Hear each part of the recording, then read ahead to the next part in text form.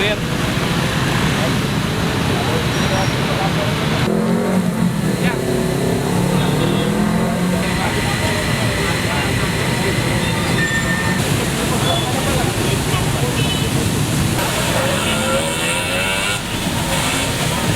Kebakaran yang terjadi di Jalan Kemang 5 Tahun, Kota Palembang, tepatnya di samping kolam retensi RS Siti Khadijah, yang bermula dari ledakan kompresor di sebuah bengkel tambal ban.